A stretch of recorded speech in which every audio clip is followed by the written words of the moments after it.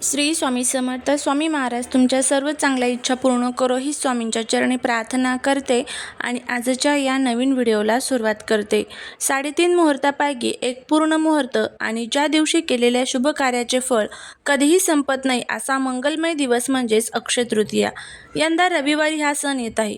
अक्षय म्हणजे ज्याचा कधीही क्षय होत नाही, जे कधीही संपत नाही. हा दिवस अनेक कारणाने खास आहे.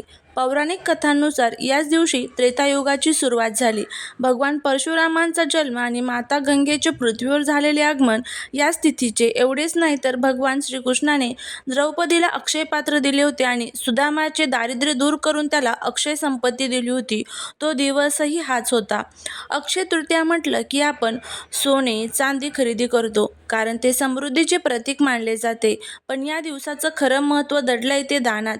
उन्हाळ्याचे दिवस असल्याने या दिवशी मातीचा घडा, पाणी, छत्री, पंखे किंवा अन्नाचे दान केल्यास अक्षय पुण्य मिळते, अशी आपली संस्कृती सांगते. आपल्याकडे जे आहे त्यातील थोडा हिस्सा गरजूंना देणे हाच या सणाचा खरा आनंद आहे. यंदा ही तिथी रविवारी आली आहे. रविवार हा सूर्यदेवाचा वार, त्यामुळे आपल्या आयुष्यातील अंधार दूर होऊन प्रगतीचा सूर्य कायम तेजस्वी राहावा अशी प्रार्थना करण्याची उत्तम संधी आहे. नवीन व्यवसाय सुरू करण्यासाठी, नवीन संकल्पनांसाठी मुहूर्त बघण्याची आपल्याला गरज नसते. तर अशा पद्धतीने अक्षय तृतीयेचं आपण जे महत्त्व आहे तर ते बघितलेलं आहे. तर या अक्षय तृतीयेच्या दिवशी एक अतिशय प्रभावी असा आपल्याला हा उपाय करायचा आहे. हा उपाय जर आपण केला तर आपल्या घरात चहूबाजूने पैसा येईल, दारिद्र्य संपेल, घरामध्ये सुख, शांती, समृद्धी नांदेल, अखंड लक्ष्मी प्राप्ती होईल, नकारात्मक शक्ती ज्या आहेत त्या नष्ट होतील, घराची, पतीची, मुलांची भरभरून प्रगती होईल. तर असा हा प्रभावी उपाय कसा करायचा, कोणत्या वेळेत करायचा, याबद्दलची संपूर्ण माहिती आज या व्हिडिओमध्ये मी तुमच्यासोबत शेअर करणार आहे. त्यामुळे व्हिडिओ हा स्किप न करता शेवटपर्यंत पहा. जर तुम्ही या चॅनलवरती नवीन असाल तर चॅनलला सबस्क्राईब करा आणि असेच माहितीपूर्ण नवनवीन व्हिडिओ पाहण्यासाठी बेल आयकॉनलाही प्रेस करा, म्हणजे जेव्हा कधी मी नवीन व्हिडिओ अपलोड करेल त्याचं नोटिफिकेशन सर्वात अगोदर तुम्हाला भेटेल आणि तुम्ही एक पण व्हिडिओ मिस करणार नाही.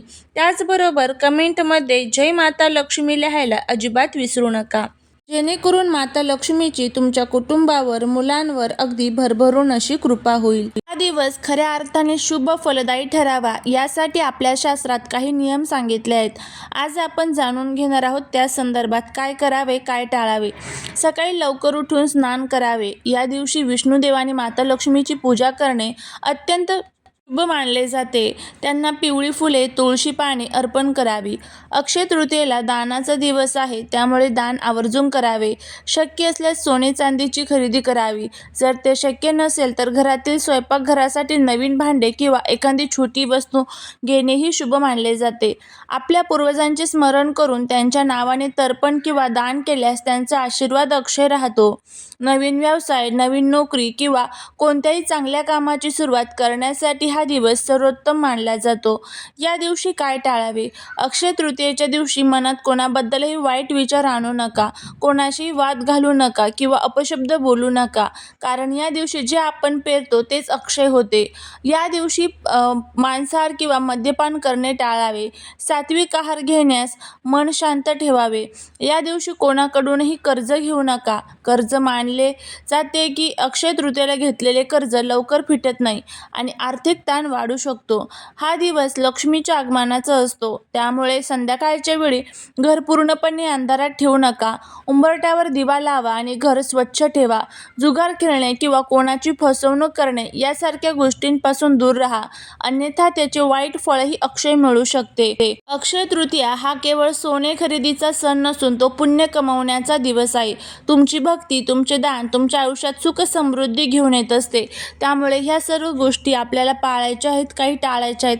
आणि त्याचबरोबर या दिवशी काही उपाय केल्याने शास्त्रानुसार केवळ आर्थिकच नाही तर मानसिक आणि आध्यात्मिक फायदेही मिळतात. या उपायामुळे महालक्ष्मी आणि विष्णूमुळे आपल्याला धनप्राप्ती होत असते. त्याचबरोबर पितृदोषापासून मुक्ती मिळत असते. सातू किंवा धान्य दान केल्यामुळे आपल्याला सुवर्ण दान केल्याचं पुण्य मिळत असतं. त्याचबरोबर भगवान विष्णू आपल्यावरती प्रसन्न होतात, कर्जमुक्ती होत असते. थोडक्यात तर काय, आर्थिक स्थैर्य, पुण्यप्राप्ती, नकारात्मकतेचा दोषांचा नाश आणि सौभाग्य वृद्धी होत असते. त्यामुळे हे प्रभावी उपाय या दिवशी करणं खूप गरजेचं असतं. त्यामुळे बघा, लोक म्हणतात की या दिवशी सोनं खरेदी करा, पण मी म्हणेन या दिवशी तुम्ही उपाशी राहिलात तरी चालेल, पण एका विशिष्ट झाडाचं मूळ आपल्या घरात आणायला विसरू नका. हे एक मूळ तुमच्या घराच्या चहूबाजूने पैसा खेचून आणेल आणि जन्मोजन्मीचं दारिद्र्य मुळापासून उपटून टाकेल. तुम्ही विचार करत असाल की केवळ एका मुळे एवढा फरक कसा पडेल? तर शास्त्रानुसार अक्षय तृतीयेला ब्रह्मांडातून सकारात्मक ऊर्जा प्रचंड प्रमाणात प्रवाहित होत असते. काही वनस्पती अशा असतात ज्या या ऊर्जेला साठवून ठेवतात. या झाडाच्या मुळामध्ये माता लक्ष्मीचा वास मानला जातो. हे मूळ घरात ठेवल्याने घरातील वास्तुदोष आणि नकारात्मक ऊर्जा नष्ट होते. ज्या घरात हे मूळ असते तिथे धनाची देवता कुबेराची कृपा कायम राहते. जर तुमचे पैसे कुठे अडकलेले असतील किंवा व्यवसायात सतत नुकसान होत असेल तर हे मूळ एक चुंबक म्हणून काम करतं आणि तुमची आर्थिक भरभराट सुरू होते. आता जाणून घेऊया त्या झाडाचं नाव काय आहे. आणि ते झाड दुसरं तिसरं कोणी नसून ते श्वेतार्क म्हणजेच पांढरी रुई आहे. अक्षय तृतीयेच्या दिवशी सकाळी स्नान करून पूर्ण श्रद्धेने पांढऱ्या रुईच्या झाडाजवळ जा. तिला प्रार्थना करा आणि त्या झाडाच्या मुळाचा एक छोटासा तुकडा सन्मानाने कापून घरी आणा. हे मूळ गंगाजलाने स्वच्छ धुवा. त्याला हळद, कुंकू आणि अक्षता अर्पण करा. त्यानंतर एका लाल कपड्यात बांधून ते तुमच्या तिजोरीत किंवा जिथे तुम्ही पैसे ठेवता तिथे ठेवून द्या. हा छोटासा बदल तुमच्या आयुष्यात पैशांचा पाऊस पाडेल. श्रद्धा आणि विश्वास ठेवून जर तुम्ही अक्षय तृतीयेला हा उपाय नक्की करून पहा, तुमचं नशीब उजळल्याशिवाय राहणार नाही. त्याचबरोबर बघा, या दिवशी हा उपाय करत असताना काही महत्त्वाच्या चुका ज्या आहेत तर त्या आपल्याला टाळायच्या आहेत. मुळाचा छोटासा तुकडा घेऊन या, जेणेकरून झाडाला इजा होणार नाही. कोणतेही उपाय करताना तुमची श्रद्धा आणि कष्ट करण्याची तयारी असणे अत्यंत आवश्यक आहे. हा उपाय अक्षय तृतीयेच्या दिवशी सूर्योदयापासून ते सूर्यास्तापर्यंत तुम्ही कधीही केला तरीही चालू शकतं. घरातील महिला असेल, पुरुष असेल, त्यांनी हा उपाय केला तरी देखील चालू शकतं. फक्त एक गोष्ट लक्षात ठेवायची, ज्या वेळेस तुम्ही हा उपाय घरामध्ये करणार आहात त्यावेळेस घरामध्ये नकारात्मकता अजिबात नको किंवा सुतक पिरियडसुद्धा आपल्याला नको आहेत घरामध्ये. जर सुतक पिरियड्स असेल तर तुम्हाला हा उपाय करता येणार नाही. आपल्या घरामध्ये देवघरासमोरच बसून आपल्याला हा उपाय जो आहे तर तो करायचा आहे. आपल्या आजूबाजूला अनेक प्रकारची झाडं झुडपं असतात आणि त्या झाडांमध्ये जी दैवी शक्ती असते त्या दैवी शक्तीचा फायदा हा आपण आपल्या जीवनामध्ये खूप चांगल्या प्रकारे घेऊ शकतो. त्यामुळे आपल्याला हे सर्व उपाय किंवा ह्या ज्या छोट्या छोट्या सेवा असतात तर त्या करायच्या असतात. तर उद्या घरामध्ये काही सेवा प्रामुख्याने करा. त्यामध्ये कनकधारा स्तोत्रम, लक्ष्मी गायत्री मंत्र, विष्णू गायत्री मंत्र, नवार्णव मंत्र ह्या सर्व स्तोत्रांचं आणि मंत्रांचं पठण करा. त्याचबरोबर श्रीसूक्तमचं पठण करा, कुंकुमार्चन करा.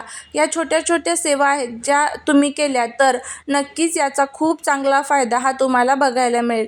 करून बघा, तुम्हाला याचा खूप चांगला फायदा होईल. जर व्हिडिओ आवडला तर कमेंटमध्ये जय माता लक्ष्मी लिहायला विसरू नका. भेटूया पुढच्या एका छानशा नवीन व्हिडिओत एका नवीन माहितीसोबत. तोपर्यंत सर्वांना श्री स्वामी समर्थ.